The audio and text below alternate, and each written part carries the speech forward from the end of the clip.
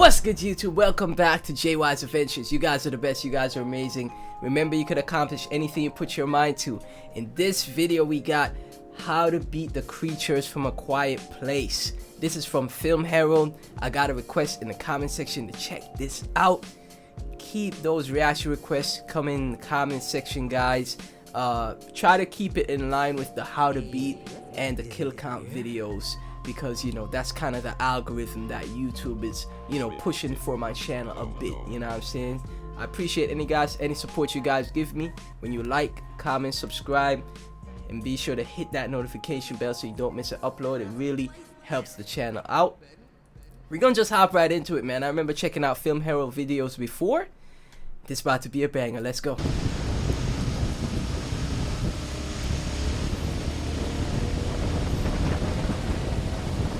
In John Krasinski's A Quiet Place, the Earth has been overrun by creatures that attack any sources of noise. The film follows Lee, Evelyn, Bo, Reagan, and Marcus Abbott as they attempt to survive in a silent new world. With great sacrifice and a lot of luck, the family accidentally discovers that, big spoilers here, the creatures are vulnerable to high-frequency sound, and the movie ends with the surviving members of the Abbott family about to go on the offensive for the very first time.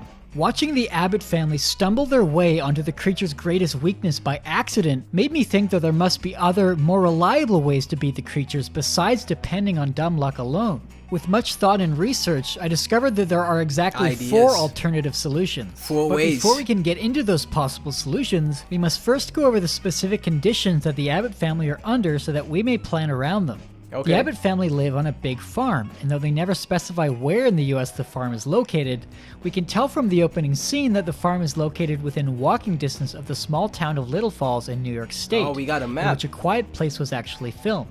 We also know that they live near a creek and a waterfall, so they have a clean source of water. The river is no doubt one of the many subsidiaries of the Mohawk River, if not the Mohawk River itself, which flows through Little Falls and has numerous adjoining creeks and waterfalls in the area. Food is not an issue for the Abbott family, as they live on a corn farm and hunt fish, and we're shown that they survive an entire year, including the winter months in New York State, without starving. A year later, they all look to be healthy, so food and water is not something they need to consider so long as they don't change their location. I'm very curious as to how they survive the winter months, considering that walking around in the snow is, well, loud.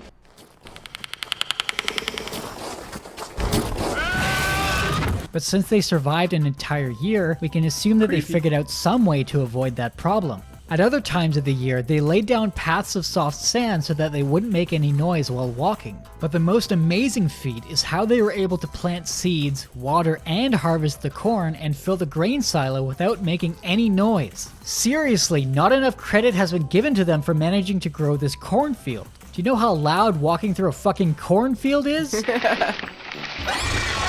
Especially how fucking clumsy this family is. They can't seem to go 20 minutes without knocking shit over or stepping on the most nonsensical nail in the history of all nails. Like, seriously, what the fuck is this nail? Why on God's green earth would anyone hammer a nail upwards into a set of steps? But somehow they are able to tend to the farm without making any noise. As improbable as it may be, we can move forward knowing that food and water are not determining factors in this scenario. They also have solar panels which seem to provide them with as much electricity as they need. We know that there are 3 creatures within earshot of the farm, or at least Lee thinks there are. This is confirmed at the end of the film when they successfully manage to kill one. As they look at the surveillance cameras, there are only 2 more creatures who heard the gunshot and come to investigate, meaning that there were consistently 3 creatures on the farm at all times. The monsters themselves are described as virtually indestructible with an incredibly keen sense of hearing. They attack any sound they hear, and their only evident weakness is high-frequency sound. So nasty.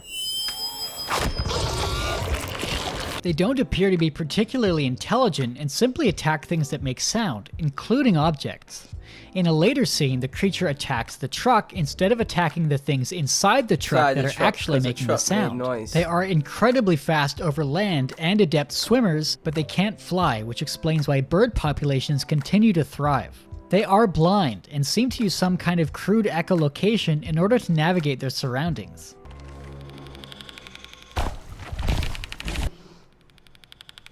Interestingly, despite their echolocation, they don't seem to be able to detect movement.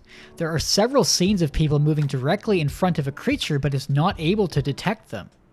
And perhaps most bafflingly, the creatures are not attracted to the sounds made by other creatures. When Reagan's cortical implant sets off a high-frequency sound in the grain silo, the creature busts a hole in the metal wall to escape, making a ton of noise on the way out, and yet no other creatures come to investigate. According to these newspaper clippings, the entire planet has been overrun by these creatures, and the US military has been soundly defeated. The creatures first landed in Mexico on a meteorite and quickly spread across the globe. Oh, they hit Mexico. This means that there is no one to contact for help. The Abbott family must solve the problem on their own unless they want to enlist the help of their most immediate neighbors. It also means that there is no place they can travel to which will be any safer than where they are right now. Also, can we talk for a second about how hilarious it is that the message to stay silent is written on fucking newspapers?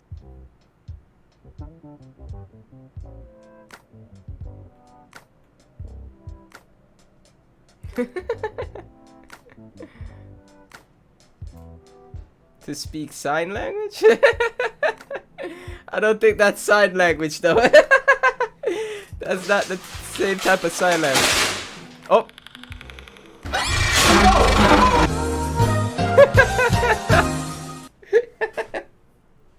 One possible solution might have been to wait until the creatures starve to death due to a lack of surviving prey, but they don't actually seem to eat the things they hunt. When Marcus and Lee encounter the body of a woman in the forest, we see that the body is very much still intact. It has not been eaten. And although this adorable raccoon is killed, it isn't eaten so much as it is smashed into a fine paste. The point is, they don't appear to be hunting the sources of noise for food. We don't know how they sustain themselves, so trying to wait until they starve won't be a reliable option. Now that we have outlined the conditions of the situation, we can start to consider how to beat the creatures from a quiet place. How to beat the creatures from a quiet place, One way to make yourself at least safe at home would be to soundproof your house. The Abbott family had been working on this in some capacity already. When Lee and Evelyn elude one of the creatures by entering the basement of the barn, the ceiling of the basement is covered in burlap sacks, blankets, and pillows, which offer a reasonable amount of soundproofing. They can't hear us. And since the basement is underground, the ceiling is the only surface they need to worry about. Mattresses are also a good DIY solution for replacing a door, which could be loud if it fell closed or if the hinges became rusty. One would assume that over the years, Lee and Evelyn would be able to soundproof their entire living spaces. Soundproofing a house isn't actually all that difficult, nor are the materials all that hard to come by. Soundproofing can be done by putting up heavy blankets along the walls. Bookcases filled with books are also incredibly effective as they make the walls thicker, and paper is quite good at absorbing sound. Even layers of cardboard are a great way to soundproof a space. The doors can be replaced by mattresses, or a simple door sweep can do the job, though the door itself may still make some noise when opened. You shouldn't need to worry about stepping on creaky spots of the floor anymore, because the surrounding walls and ceiling of the space are soundproofed. If they were able to find a music or recording store in the surrounding towns, they could even use dedicated acoustic wedges. With a soundproof living space, the family could at least let their guard down indoors. While this doesn't exactly beat the creatures per se, it would dramatically improve their living situation and would prevent them from having to worry about their unusually uncoordinated children. Another option would be to, as the newspaper suggests, live underground. But other than their already existing basement, this doesn't make a whole lot of sense for the Abbott family. If they were to try to extend their basement or create a separate underground structure, I can think of no conceivable way to dig through hard sediment, bedrock, or stone without making any noise. It doesn't make sense for them to move to a different underground living situation either, because at the farm they have the nearby river and their crops for reliable sources of food and water. The largest drawback with soundproofing is that you would only ever be safe indoors, and that cornfield isn't going to harvest itself. Instead of trying to soundproof your home, it may make more sense to simply make sure that there are no monsters in the area when you actually do go outside or plan to make noise. Some of you kids out there who are with it have probably heard of drones. Otherwise known as the latest and greatest way to piss off the kind of people who love to be pissed off. And if you know drones, you also know that drones are loud. Loud. Very loud. And not only are they Perfect incredibly distraction. loud, they also have an incredibly long range. There are currently 4 different drones on the market that have a range of 7 kilometers. So we have an incredibly loud, remotely controlled flying machine with a range of 7 kilometers. Anyone thinking what I'm thinking? Anyone? No? Really? You get Find the a drone. creatures, and you get them to follow the drone. Distraction. Very simply, you use the drone to lead the creatures away from the Away farm. from the farm. First, you need some kind of silent little hidey hole for yourself, and then you start up the drone, let it hover just out of reach, wait for the surrounding creatures to show up, and then you fly it approximately 5 kilometers away. When the creatures are far enough away from the farm, you fly the drone straight up until it's high enough that the creatures can't hear it, and then you fly it back to the Right farm. back. And now that the creatures are 5 kilometers away, feel free to go about your daily life knowing that there are no creatures within earshot. Because Lee determined that there are only 3 of them in the area that are within earshot, as long as there are initially 3 creatures chasing the drone, we know that there won't be any left hanging out near the farm. Then, as Nice. often as necessary, maybe once every morning, you make the drone run to draw the creatures off the farm in order to spend the rest of the day going about your business. Now, there are some major drawbacks with this solution. First of all, you will have to procure a few drones from the surrounding towns, but that shouldn't be too difficult, as I imagine the number of people interested in drones has dropped significantly since the invasion of the sound monsters. Secondly, many of your drones are going to be destroyed. Though the creatures are unable to fly, they are incredibly fast and are capable climbers, so at some point they are probably going to catch catch the drone. one. This solution also Gonna depends catch on you them. being able to fly a drone without crashing it. But the largest problem with this solution is that we don't know enough about the creatures to completely predict how they'll behave in response to the drone. If they do chase it, as soon as it's out of earshot, they may just They might immediately run head back. back to the farm again. Considering that Lee noted that there are only ever consistently 3 around the farm, it seems to indicate that the creatures have a certain amount of territory that they stick to. They may return to their territory after the drone is out of earshot. They may also start to ignore the drone once they realize it's not something they can catch. In fact, we don't even know for sure what their motivations are for attacking sources of noise. The sound of the drone traveling may also attract even more creatures More to the area, making the monsters. problem even worse. So while the solution has promise, it may take some experimenting to figure out exactly how the creatures will respond to the drone, whether they will return to the farm, and if they do, how long does it take them? The Man. next possible solution is probably the most obvious, and I expect it caused many arguments among those who have seen the movie. And that solution is... why didn't they just move next to the waterfall? Who's that Pokemon?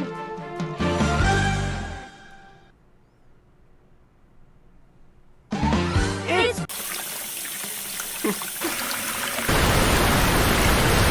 One of the greatest weaknesses of the creatures appears to be, strangely enough, running water. During the river scene, Lee and Marcus are able to make noise while fishing and no creature in the area comes to investigate. Next to the waterfall, Lee and Marcus Wait a minute, scream at the perfect top of their place. lungs, and again, none of the No creatures come creatures. looking for the sound. Hell, even when the basement floods and the creature gets within 2 feet of a noisy baby, it still doesn't notice them. Lee explains that because they're near a loud source of noise, the creatures won't be able to hear them over the sound of the river. Some of you are probably thinking, well, that makes sense. How could you hear a quiet sound when it's next to a loud one?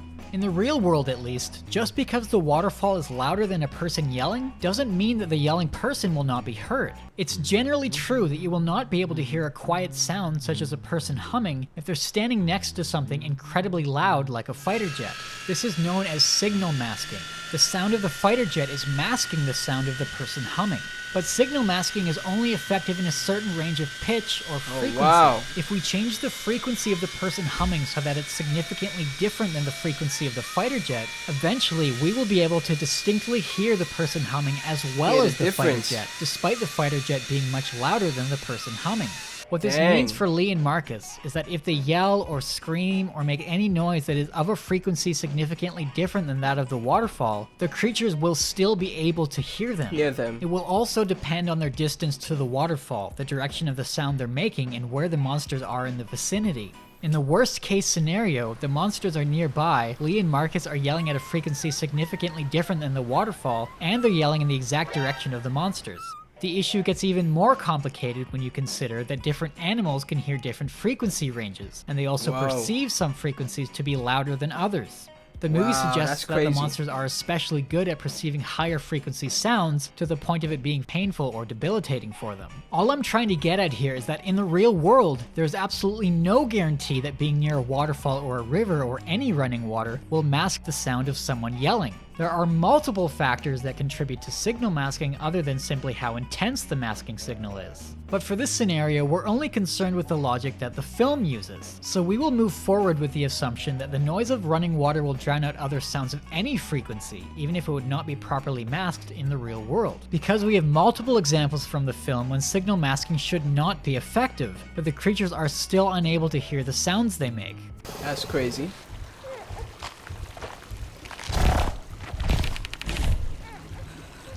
The flooded basement scene is particularly egregious because the creature is unable to pinpoint the sound of the high-frequency baby directly in front of it, but at the same time instantly locks onto the sound of Marcus falling through the grain silo, which is hundreds of meters away. For whatever reason, the sound of running water prevents the creatures from hearing anything else, so long as the running water is louder. So again, why didn't they just live next to the waterfall? Well, it's certainly a possible solution, but there are several reasons as to why living near the waterfall is simply not practical. On the farm, they have, well, the farm. A good portion of their food supply comes from the crops they grow. And while it might be difficult to physically build a house near the waterfall without the creatures hearing the construction, it still would be incredibly dangerous. Plus, imagine the sort of mold you would get from all that moisture in the air.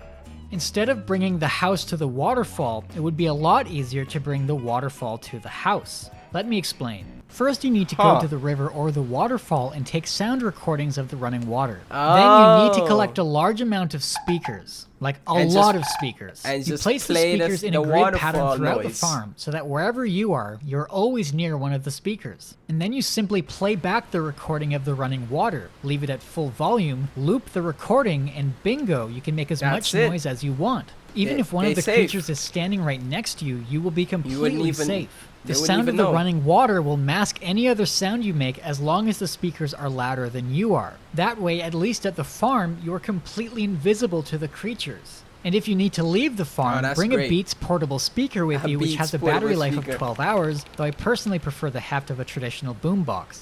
As you might expect, there are some drawbacks with this solution too.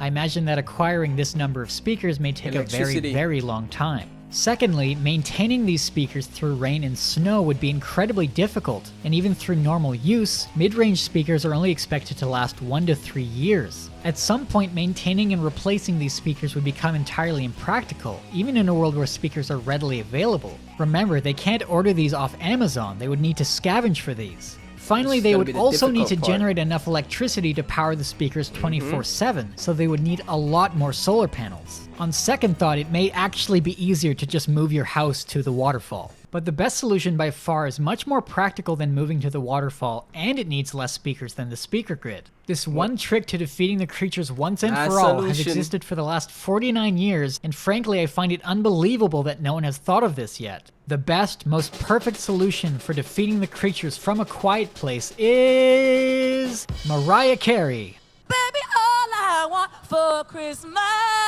is you. Woo, woo, woo, oh, I hear those bells ring. I gotta see where he's going with this, fam.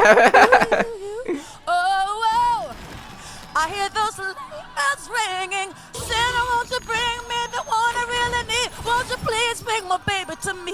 Look, I know I said that the high-frequency solution seen at the end of the movie is stupid because the Abbott family stumbled onto it by accident. But there is absolutely nothing stopping the Abbott family from scientifically determining this weakness through trial and error. There is in fact a reliable way to replicate their discovery, and even without knowing that they have such a weakness, determining what volumes and what frequencies the monsters respond to is arguably important, because knowing which sounds attract them and which do not is kind of vital to your survival. If you could test which sounds they respond to, that should be your #1 priority when dealing with creatures that are defined by their super gigantic and super disgusting ear holes. There are legitimate reasons for conducting these tests outside of just searching for a weakness that they don't know exists yet. First, they would need to choose a test area, preferably Okay. somewhere near the farm, but not where the creatures could cause meaningful damage. Next, they would need to set up a speaker system they can control remotely by stringing the wire from the speaker at the test area to the basement of the house where the surveillance system is. Then they need to move one of their cameras to point at the testing area,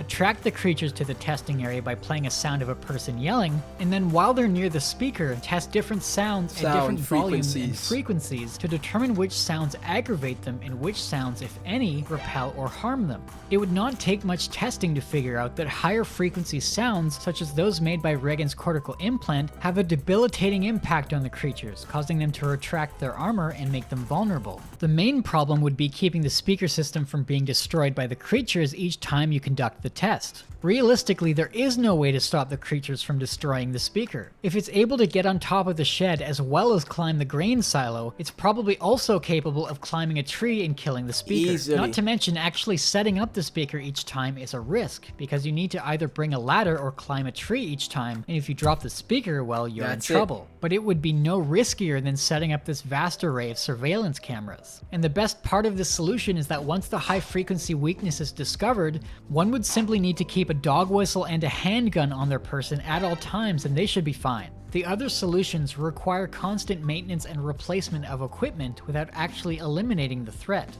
But if you think that you have a better way to beat the creatures from A Quiet Place, or if you think the ones listed here wouldn't work, please tell me about it in the comments section below. If you'd like to support the channel in making more videos like this, check out the Patreon for a chance to win free stuff. Thanks for watching, and until next time, this has been the Film Herald. Oh, that was great, guys. Okay, that was fire. Yo, I like them ideas. Yeah, I told y'all, fam. Let anything crazy happen, fam. Let an apocalypse y'all see the movie. What is it called? Zombieland? Zombieland or Zombie World? I think it's Zombieland. Let Zombieland happen, bro. We are surviving, fam. Great video from the Film Herald. Thank you so much for the person that commented this request. Keep those comments coming, guys. Let me know what you thought of the video. What was your favorite part? Let me know what you thought of my reaction. If you enjoyed it, be sure to like, comment, subscribe, hit that notification bell. Thank you guys so much for watching. I really appreciate every single one of y'all, and I'll catch you in the next video. Peace.